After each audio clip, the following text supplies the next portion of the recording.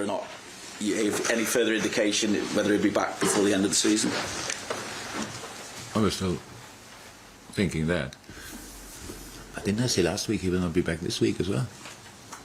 I thought I said that, but I remember quite a lot of times that you don't listen. So no, this week, no. I hope that at the end of the week he's closer, but so far he was on a team training, so that's it. After over a year between Liverpool goals, Diogo Jota's now got 4 in his last 2. What's really clicked for him, and can you kind of sum up the difference he makes to your side when he's fully fit and firing, not just from a goals perspective either? Nothing really, just got back to speed. Up to speed, he is an exceptional player since Diogo joined us. He did exceptional stuff for us, and super smart player, can play really different positions, has a few super interesting skills for an offensive player. He's not the tallest, but an extreme threat in the air. Timing is top, can finish with both feet, which is extremely helpful. Has the speed. That's it. But Diogo was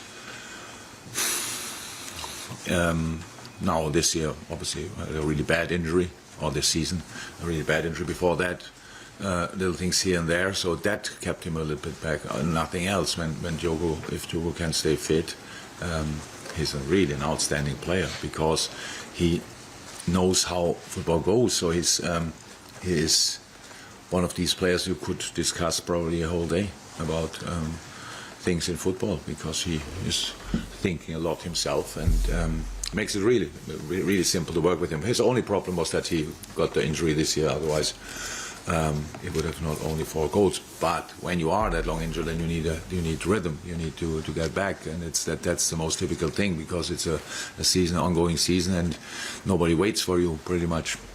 And for that reason, it's now really cool that he could score these goals, and for us, all of them were obviously super important. And as a group, what have you shown by at least getting back into the picture for European qualification? Because a win moves you above Spurs now, and it just feels like an opportunity again against West Ham to push the door to European qualification, open that a bit more. Yeah, but you could say the same about West Ham. They found their feedback as well, so it's like let's see who can solve that better. Yeah, I'm not sure we showed already what we what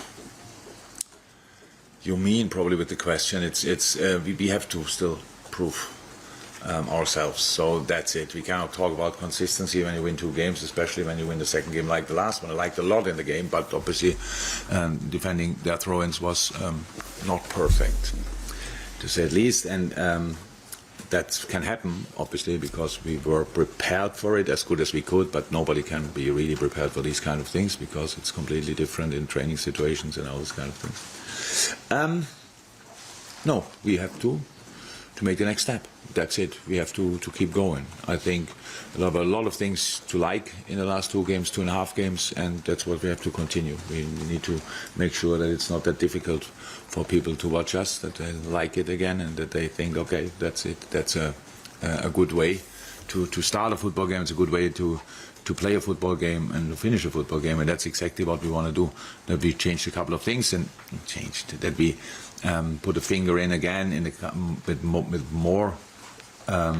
Give them more importance. I think that's clear. The way we defend altogether must be different to a lot of games we played this season, and it will stay a subject until I leave here, whenever that will be, and that must be 100% clear. And I think that I like the most. That yes, we struggled with set pieces. That's true in this last game with throw-ins at least, but in all other games we were super stable, and that's really important. And so the next game will be slightly different. Yes, West Ham is a top set piece team as well. Against Bournemouth, I think 2 goals came from a set piece, 2 came from a counter attack, from crosses exactly. So that's what we have to be prepared for again. But the ball will be on the ground as well from time to time, and that's where we have to make sure that we can control the game as difficult as it will be. You've alluded to that you're sort of getting back on track. West Ham back on, or getting back on track as well, moving away from the bottom in the European semi-finals as well, despite you and David Moyes being under scrutiny, shall we say, from certain quarters. How important then was that support that you got and that David got when it mattered from the top for you both to be in that position now? Usually I don't look that much what in other clubs happens, but I think not only that, I think there were for sure discussions, like maybe we're here when things don't go well, about sacking the manager, stuff like this, but this specific one was really in it, because if West Ham would have sacked David Moyes, I would have been the oldest manager in the Premier League, and I wanted to avoid that. Really, somebody told me that before the season. I'm the second oldest. Now, who's the oldest? David Moyes. So since then, I fingers crossed for West Ham. Yes. David has to stay. But I'm really happy. David is a super good. I know him for now for 6.5, 7 years. He's a top colleague, and he's doing an incredible job. And things like this can happen. But I think they have a good team, and they show now the quality again. And when you see the lineup from the last game, if they can go through games without big injuries, to a season without big injuries, then all of a sudden they are able to play really good stuff, like they did last season and the season before. So yeah, super dangerous and difficult game for us, definitely. So we have to be absolutely on top. We have to have what is said, and we have to make the next step, keeping at least the standards of the last 2 games defensively, and then going from there. Being uncomfortable to play against, that must be our target. It's an away game, but thank God we won at least one away game recently, which is good. Not bothered at all about the result, just that we won it, and that's what we have to try again. And in terms of, you mentioned about them, touchwood, avoiding any injuries for their rest of the season as well. You've managed to name the same starting line for the last 3 in a row now, which you've not managed to do since the start of 2020. So how important has that been in terms of stability and momentum and everything that will... Has been important, yes, absolutely good, but we would have had the options as well to start differently, so that's good as well, because sometimes you start the same lineup just because you don't have alternatives. This time it was different, so it was clear that in the few sessions we had, and thank God we had really quite a few sessions, the players had to prove themselves that they want to start again, and all the others had to show me that they want to start as well. So these kind of things, that was the mood we had in training, and that helped as well. So having 11 players all the time is good, but there's a point where it could be too intense. But for these 3 games it worked out, and I'm happy with that. Thank you. You call David a top colleague, he's a baby. But what is it you admire, you like about him then the most? He always finds a way. Compare him to the other Premier League managers. First and foremost, he's a really nice guy. So I met him a couple of times, so we had a beer after the game or stuff like this at any kind of coaches meetings.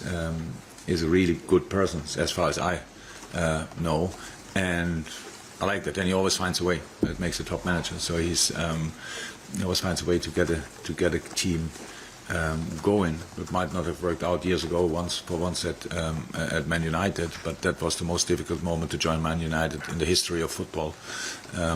Coming after Sir Alex Ferguson, congratulations! Easy job. So apart from that, Davis stands for consistency. Long spells at Everton, obviously years ago, and now West Ham. Made West Ham his club even when he was out for a while, but it's clear. It's always difficult to play them. Always difficult to play, and how I said, he always finds a way to win football games, and that I respect that a lot. Thank you. Jürgen, you've already spoken a little bit about Diogo Jota and how good it is to have him back, but how pleased are you with the overall form and touch of all your forward players? I think the last 20 Premier League goals have been scored by your forward players. How encouraging is that for the remainder? Good. Again, it's important for us. It's important for us. Yes, we have been. The boys are there not only for scoring, but we need them for defending. That was a bit of a problem in moments this season, that we've lost that focus. But that's for me, to be honest, the first job for the offensive players as well, because that gives you stability. If you defend really as a unit, and we don't need any kind of players waiting in positions for a counter attack or for whatever. We need players to defend collectively, and in that moment when we get the ball, then we have the speed and we have the technique to cause problems for other teams. So that's how it is. But yes, it's good. And now, and Lucho was not obviously, Luis Diaz was not obviously really involved in that, scoring at least, and so important to have them all back, because now we had for 1 week we had 6 offensive players, and then Bobby was out, so now we have 5 again, but that's good, and I hope we can keep them fit until the end of the season, and then they will all play their role and are all allowed and invited to score, to keep scoring, like our midfielders, because all the goals, most of the goals probably are set up by other players. If it was, I don't know, Fab, Trent, Robbo, Hendo, whoever set it up, these situations are obviously as important as the others. So no, if these boys are fit, we have real quality there in that area of the pitch. But yeah, for a long time this year, some of them were not fit, and that caused us some problems. Jürgen, I just wanted to ask, there's reports why Conor Bradley will be part of the pre-season squad. Can you tell us anything about your plans for him? My plans for him? Yeah. We are in constant contact. We have Pep Linders installed a group with our on-loan players, and obviously our WhatsApp group, and obviously we are watching really closely what he's doing, and it's great. Obviously, not sure if he will become player of the season there, but for sure he's a contender for that, which is absolutely great. We knew what we have in our hands when he was here, but for young boys there must be an opportunity to make the next step with playing, and I think that was now a typical win-win situation. It was good for us, good for him, good for the club, and that's I like that a lot. Our plans are bring him back and go in the pre-season and then enjoy the steps he made, and then we will decide together how we will what we will be doing from that moment on. But the plans are at the moment bring him back and keep him, but we will see that. You mentioned how much he's sort of benefited from time in Bolton. How much has he also benefited from international football as well? I think that's a confidence boost when you are invited and when you are playing for your country. Of course, that's great, but it's not that often. It happens, but it's not that often. It's more like, I think it gives you a better feeling about yourself if you get picked for a country. I never had that situation, so I cannot exactly tell how it feels, but I'm pretty sure it's very special, and so it's a super positive moment for him. So everybody speaks positively about him. I think 1.5 years ago, only a few football nerds would have known about him, and now he's really everybody knows him, and that's cool, and that's the first step. That's the first step, and he's our boy, which I like a lot. Super mentality, which is extremely helpful, and all the rest will come, and we are all pretty sure about that. So that's it. Conor will be our player, but how it is in that age group, we have to see. If it makes more sense for him going after pre-season again on loan or not, we will decide that then and not now. Jürgen, how's Naby doing? We've not seen him for a while now. He's back in light training. He's another player out of contract at the end of the season. Could he be back before that, or has he played his last game for the club? If everything goes well, I think he could be in partial training today. So that's it. That's what I heard yesterday. He was not in team training yet, but he could do warming up. If he do roundos, he could do that, and then he has again to do his own program. So means yes, much closer, much closer. James. Jürgen, where are you up to in terms of finding a new sporting director? Are you heavily involved in those discussions? And the discussions. There's no real discussions. There are talks. That's not. And I am not involved in the talks, but in the maybe the talks around. Yes, but I'm not the person in the club who can give real answer about where it stands. That's in the hands of other people. But what I heard, it's all going the right direction. Right. And obviously, it's a structure you've been used to working with. Is it one you expect to keep working with going forward after Julian's left? Yeah. Yeah. What do you mean, with the sporting director? Yeah. How many clubs are there out there without a sporting director now? You mean the old version where the manager is doing everything? Yeah. But how many clubs do we have anymore? It would be really interesting. Is there any club without a sporting director? Or a guy in the role of a sporting director. Going up from City, Arsenal, no, United, sporting director. Yeah.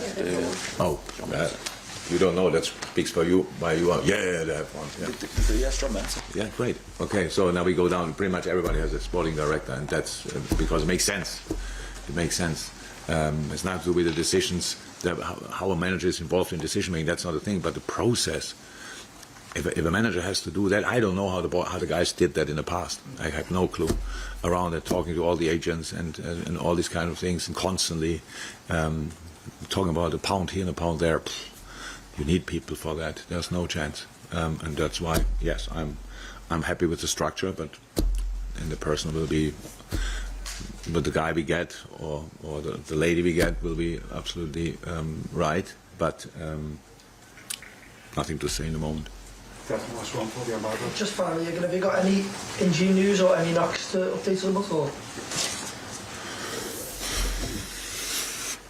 Yeah, we have to see. We have to be used to all the full time until tomorrow. Well, we leave today, so the decision we have to make today. So Ivo, we need to see how it's with him. But in the moment, I'm rather positive, but that doesn't mean a lot.